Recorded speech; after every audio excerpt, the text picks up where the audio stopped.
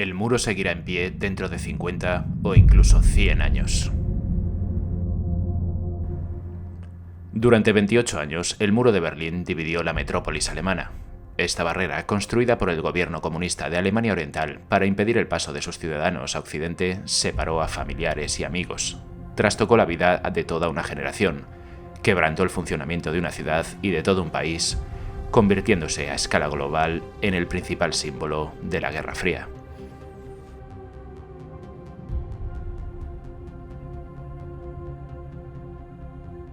Hola, ¿qué tal? ¿Cómo estáis? Bienvenidos a un nuevo vídeo en el que, como veis, hoy hablaremos del muro de Berlín.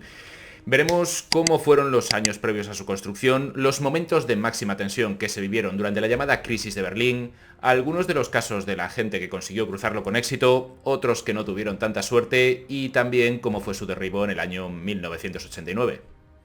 Agosto de 1945. Estados Unidos lanza sus bombas atómicas sobre Hiroshima y Nagasaki. Unos días después, el orgulloso imperio japonés al fin se rinde. O lo que es lo mismo, la Segunda Guerra Mundial ha terminado. Las tensiones entre las potencias vencedoras, ya demostradas previas al final del conflicto, no tardan en hacerse patentes una vez concluida la Segunda Guerra Mundial. Por un lado teníamos a las naciones occidentales con Estados Unidos a la cabeza, y por otro a la Unión Soviética y sus países satélite. Durante los años posteriores a la Segunda Guerra Mundial, las tensiones entre ambos bloques no harían sino aumentar, y sobre todo a raíz del éxito que tuvo la URSS en sus pruebas atómicas. Unos años atrás, Alemania, el gran derrotado de la Segunda Guerra Mundial, había quedado dividida en 4 zonas. Una de ellas bajo administración soviética, otra bajo la administración británica, otra bajo administración estadounidense y otra bajo administración francesa.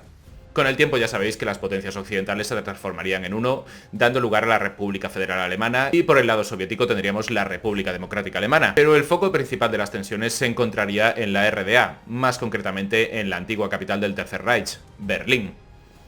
Y es que Berlín, en ese momento en el territorio soviético, también a su vez estaba dividida. La vida en el Berlín de posguerra estaba llena de incertidumbre e inseguridad. La mayor parte de la ciudad estaba en ruinas. El hambre y las malas condiciones de vida de sus habitantes eran algo habitual. Y como suele ocurrir en estas ocasiones, el mercado negro prosperaba a pasos acelerados. Los cupones de racionamiento eran algo habitual, y los berlineses se las ingeniaban para salir adelante como buenamente podían. Las potencias occidentales crearon el marco alemán para su zona de influencia, y cuando trataron de introducirlo en Berlín, los soviéticos se cabrearon pero a base de bien. Contestaron bloqueando todos los accesos por tierra y río a Berlín Occidental. Los soviéticos aludían que la creación de esta nueva moneda en el Berlín Occidental haría que el viejo marco alemán, terriblemente devaluado, fluyese hacia el Berlín Oriental, algo que dañaba terriblemente su economía.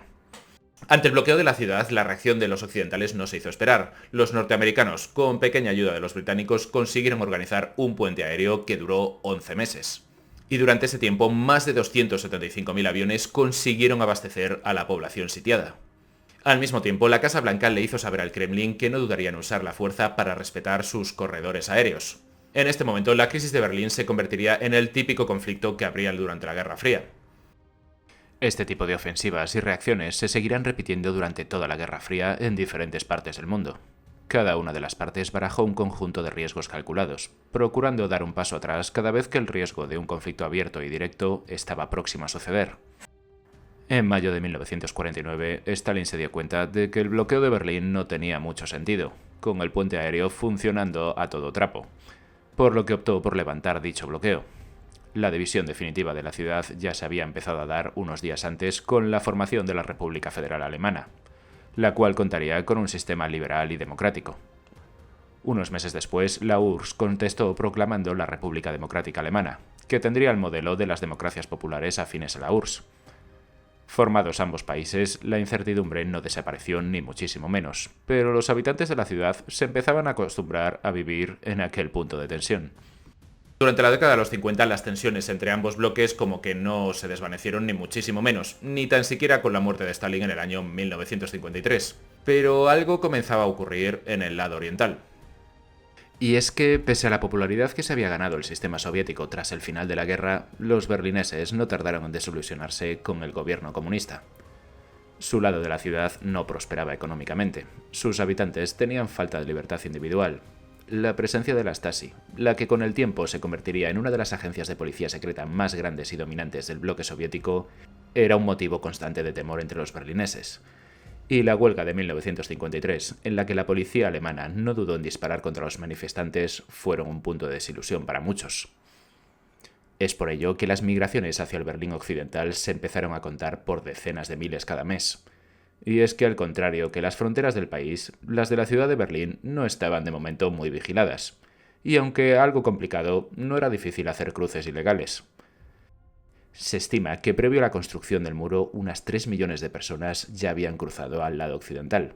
Una vez estaban en el Berlín occidental, pues podían dirigirse a cualquier parte de la Alemania occidental, o incluso a cualquier otro país si así lo deseaban. El número de personas que cruzaba la frontera aumentaba año a año, y lo que ocurría era que la Alemania oriental se estaba quedando sin mano de obra cualificada.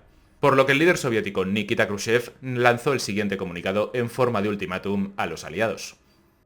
El gobierno soviético, guiado por el deseo de normalizar la situación en Berlín, en interés de la paz europea y en el interés de un desarrollo pacífico e independiente de Alemania, ha resuelto tomar medidas por su parte diseñadas para liquidar el régimen de ocupación en Berlín. Espera que el gobierno de los Estados Unidos demuestre una comprensión adecuada de estos motivos y adopte un enfoque realista de la cuestión de Berlín. El líder soviético había dado 6 meses a los aliados para que abandonasen la ciudad, pero estos no recularon, y a pesar de los muchos titulares que generó, el plazo expiró y Khrushchev no hizo nada. La cosa pareció aliviarse cuando el líder soviético se reunió con el presidente Eisenhower en 1959. Pero en 1961, John Fitzgerald Kennedy juraba como 35º presidente de Estados Unidos, y Khrushchev presionó nuevamente a las naciones occidentales en una reunión en Viena con el nuevo mandatario estadounidense. En dicha reunión, el soviético volvió a exigir a los aliados que abandonasen Berlín, y aquí el joven presidente no se amilanó, y respondió diciendo que no renunciaría a sus derechos en Berlín y posteriormente reforzó militarmente la zona. De esta forma, la madrugada del 12 al 13 de agosto de 1961, la frontera que separaba ambos bloques en Berlín amaneció con alambradas y en los días posteriores se transformaron en bloques de hormigón, los cuales en un principio no eran demasiado altos. Los militares estadounidenses desplazados allí, pues lo único que pudieron hacer fue mirar mientras que los soviéticos construían aquel infame muro. Y de hecho se cuenta que un tiempo después Kennedy dijo que un muro no era la mejor de las soluciones, pero era bastante preferible a la Tercera Guerra Mundial. En principio se colocó un alambrado provisional de 155 kilómetros, interrumpiendo de la noche a la mañana el tránsito de vehículos y personas, muchas de las cuales trabajaban en la otra parte de la ciudad. El muro atravesó edificios cuyas ventanas serían tapiadas, y en un principio la Unión Soviética sostenía que el muro fue levantado para proteger a su población de elementos fascistas que consideraban para evitar la voluntad popular de construir un Estado socialista en Alemania del Este. Pero en la práctica, el muro sirvió para impedir la emigración masiva desde Alemania del Este. Ahora vamos a hablar de algunos de los valientes que consiguieron cruzar al otro lado. No de todos, porque si no el vídeo se me podría hacer realmente eterno. Y de cómo tras cada fuga o de cada intento de fuga, la seguridad del muro mejoraba, hasta que se terminaría convirtiendo en una frontera terrestre pues prácticamente inexpugnable. El primero de ellos apenas se hizo esperar un par de días, y sí, estamos hablando de la que seguramente sea la fuga más conocida, que no es otra que la de Konrad Schumann, quien por entonces era un soldado del Ejército Popular que apenas contaba con 19 años. Cuando el muro solo era una pequeña alambrada, el soldado vio que al otro lado había un vehículo de la Policía Federal Alemana, y tras verlo no dudó y corrió hacia la alambrada dando un buen salto por encima de la misma y se subió al coche de la policía, los cuales le alejaron rápidamente del lugar.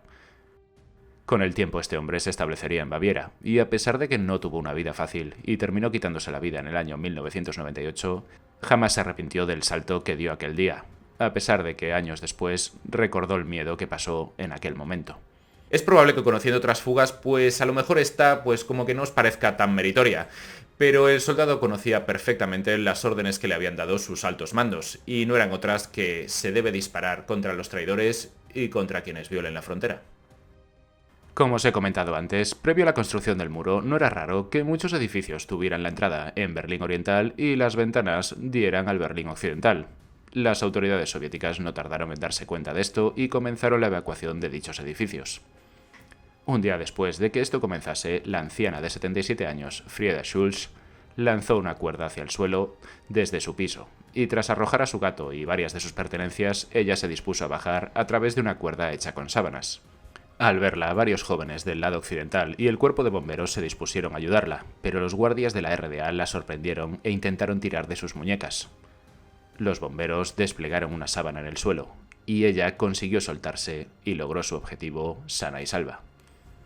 Ahora vayámonos hasta las vías del ferrocarril, y es que, como sabéis, en un principio las fronteras terrestres pues estaban bastante claras, pero no así tanto con las líneas de tren, las cuales tenían ciertas lagunas. Lagunas que fueron aprovechadas a la perfección por Harry Detterlin para escapar junto a su familia. Harry tenía un compañero de trabajo llamado Harmut Litchi, cuya función era ser el carbonero de las formaciones y con quien compartía muchos ideales.